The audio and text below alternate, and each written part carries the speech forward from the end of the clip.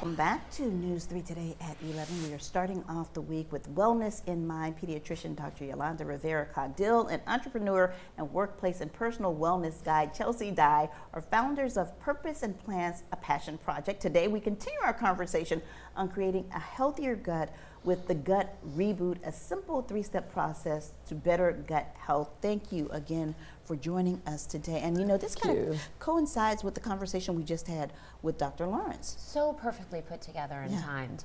And just in time when people are starting to sort of reshape their health habits. So we want to debunk the idea that you have to do everything different in your life to have better health. You can actually improve your gut health within 24 hours. So here are some tips that will help to improve your life and your health in 24 hours, just 3 of them. Okay. So the first one is get moving.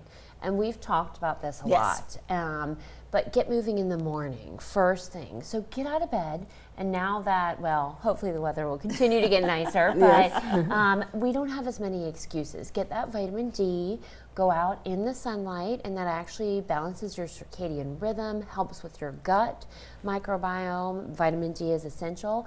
And movement is just good for your morale as well. We also talked about this last week about getting up after you eat as well. Yes, absolutely. And being outside, being outdoors is important too, because that enhances the gut microbiome too. And people don't realize that everything starts with the gut.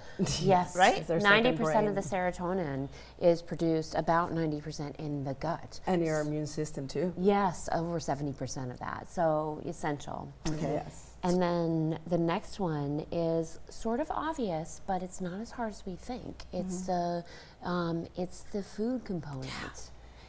Yes, so you want to have, I mean, it's not that you need to be completely plant-based to be healthy, but you certainly want to have an enhancement in the plants. How many plants?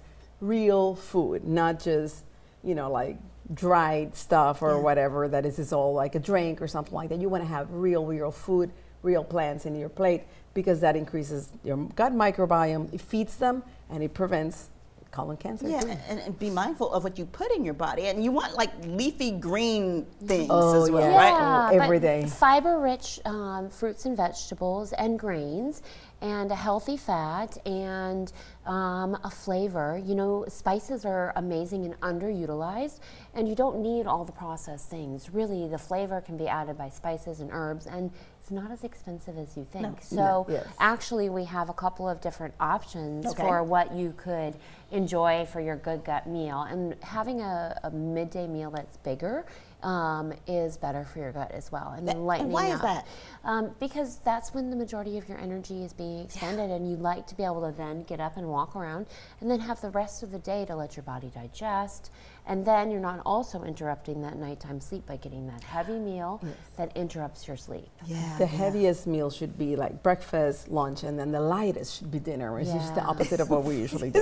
You're right, it's the opposite of what we do. And then normally when we have a big meal, we go to sleep, which is not recommended. No, and so the 3 different menus will be, or the 3 different suggestions will be up on your website. Okay. But then the last one, which you led right into, is sleep. So sleep is one of those. I mean, we can talk for hours and hours on the benefits of sleep, on the gut microbiome, on the energy. Like one of the things that helps is movement. But if you're gonna be tired, you don't want to move. So if you sleep better, you feel more energy. That's one of the things. And the internet or whatever blue device, light device before an hour at least. Yeah. And that's very helpful. So you want to give people a 12-hour reset with their gut. Yeah, so that's the bonus tip. That's the 4th one. And that if you can work in, and it's really not as hard as you think. It's not extreme intermittent fasting. It's a 12-hour reset. So let's say your last snack is 9 o'clock at night. You go to bed at 11. It might be later than most people. Most of the days you give yourself until 9 o'clock the next morning to eat. So you might push off that meal. It really gives your body a chance to recuperate, rejuvenate, and not only pass sleep, but then your body has a chance to really digest that. So the food that was in there, and then when you're hungry, when you actually have your next meal, you're hungry and your digestive system is ready.